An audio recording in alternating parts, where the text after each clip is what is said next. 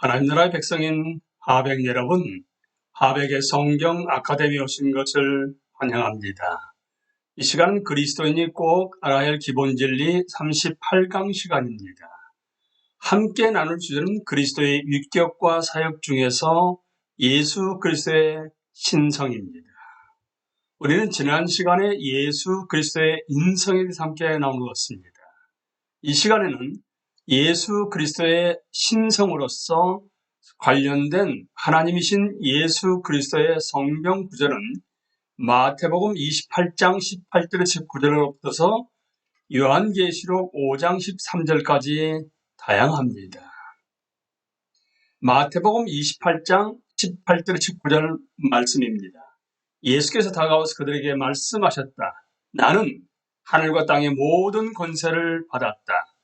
그러므로 너희는 가서 모든 민족을 제자로 삼아서 아버지와 아들과 성령의 이름으로 세례를 주고. 베드로후서 1장 1절입니다. 예수 그리스도의 종이며 사도인 시몬 베드로는 우리 하나님과 구주 예수 그리스도의 의를 힘입어 동일하게 보배로운 믿음을 우리와 함께 받은 자들에게 편지하노니. 이제 예수 그리스도가 참 인간인 동시에 참 하나님이시라는 도저히 믿기 힘든 핵심 진리를 다룰 차례가 되었습니다. 이것은 기독교가 다른 종교들과 구별되는 가장 독특한 지점 중 하나입니다. 유대교와 이슬람교 역시 지극히 높으신 유일체를 인정하며 구약의 족장들과 예언자들을 존중하지만 예수님이 참 인간인 동시에 참 하나님이라는 주장은 오직 기독교에만 있습니다. 궁극적으로 그리스도의 신성에 대한 참된 고백은 우리 마음속에서 일하시는 성령 하나님의 초자연적인 사역을 통해서만 가능하지만, 그럼에도 불구하고 성령은 이 진리를 우리에게 계시하기 위해 성경을 이용하십니다. 따라서 이 진리를 분명하게 밝혀주는 말씀을 먼저 살펴보고자 합니다. 예수 그리스도의 신성 관련해서 우리는 신성에 관한 직접적 진술, 예수님과 야훼, 여호와의 동일성, 복음서의 증거들 결론 순으로 나누겠습니다.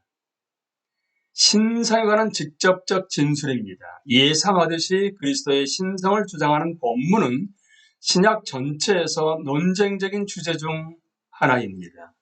몇몇 본문들에 나타난 문법적 증거는 그 본문들을 그리스도의 신성에 대한 주장으로 섣부르게 해석하지 않도록 주의하게 합니다.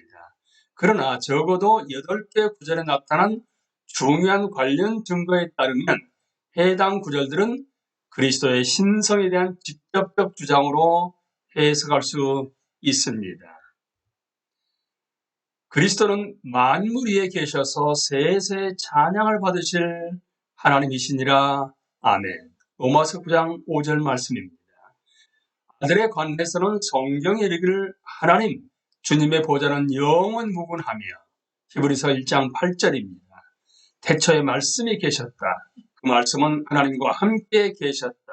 그 말씀은 하나님이셨다. 그는 태초에 하나님과 함께 계셨다. 요한복음 1장 1절에서 2절 말씀입니다. 본래 하나님을 본 사람이 없으되 아버지 품속에 있는 독생하신 하나님이 나타내셨느니라. 요한복음 1장 18절입니다.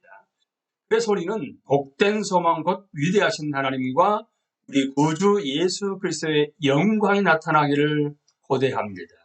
디도서 2장 13절 말씀입니다. 도마가 대답하여 이르되 나의 주님이시여 나의 하나님이시니이다.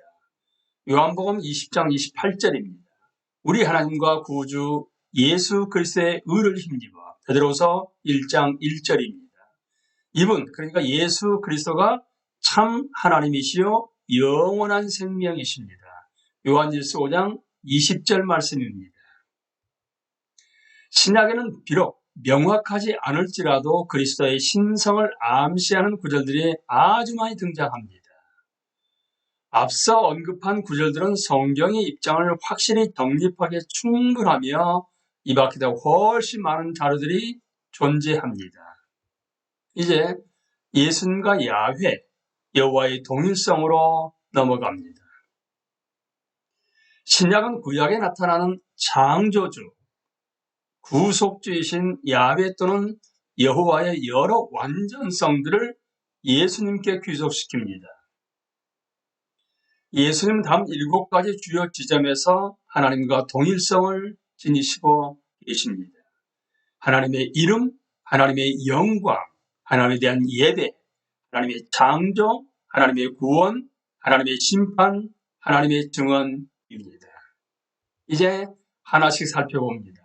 하나님의 이름, 주전 2세기에서 3세기경의 구약이 헬라어인 70인 영어로 번역될 당시 야훼 또는 여호와로 부른 하나님의 성어인 YHWH는 일반적으로 헬라어 퀴리오스, 그러니까 퀴리오스는 여러분 영어로는 로드이자 주님이라는 뜻입니다.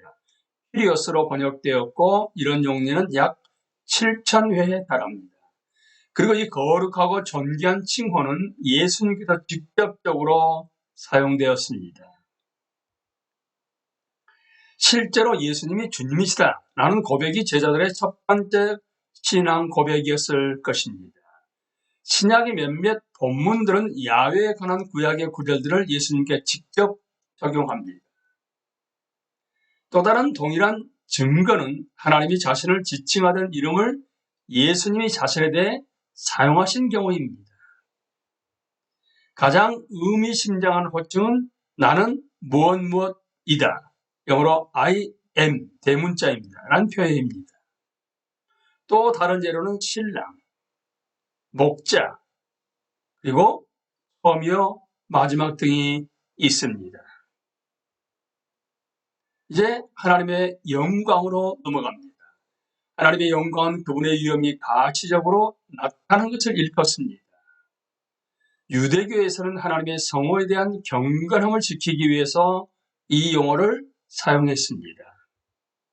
하나님의 영광은 다른 이에게 줄 수 없는 것이지만 신약은 이사야 6장 1절 이하의 말씀이 예수님의 영광을 나타내며 예수님이 하나님의 영광을 드러내는 분이라고 말합니다. 하나님에 대한 예배로 넘어갑니다.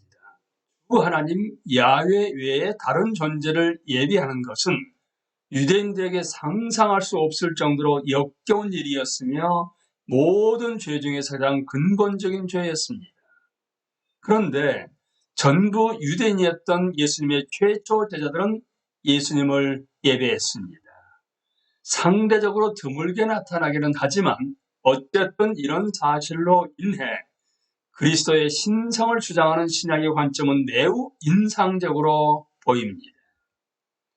영광의 찬송이 예수님께 드려지며 두 개의 찬송이 성부와 성자 하나님께 동시에 드려집니다. 신약에는 그리스도를 향해 기도하는 대목이 빈번하게 등장하며 야훼 예배를 지칭하는 구약의 구절들이 그리스도께 적용됩니다. 예배라는 용어가 그리스도와 관련해 사용되는데 70인역은 샤하는 히브리어로 예배, 절하다는 그 의미인데요. 그 단어를 일반적으로 헬라어로 프로스큐네니아로 번역합니다. 예수님의 가르침에 따르면 예배란 오직 하나님을 향해서만 나타나야 할 태도인데 복음서 저자들은 사람이 예수님에 대해 가져야 할 태도를 묘사하며 이 단어를 사용합니다. 원하신 그리스도에 대한 제자들의 반응은 이런 태도를 잘 보여주고 있습니다. 우리는 오늘 이 시간에 예수 그리스도의 신성에 관해서 함께 나누었습니다. 특별히 신성에 관한 성경의 직접적 진술들과 예수님과 야훼, 여호와의 동일성 관련해서 함께 나누었습니다. 다음 시간에 계속해서 이어가도록 하겠습니다. 강의를 마치겠습니다. 감사합니다.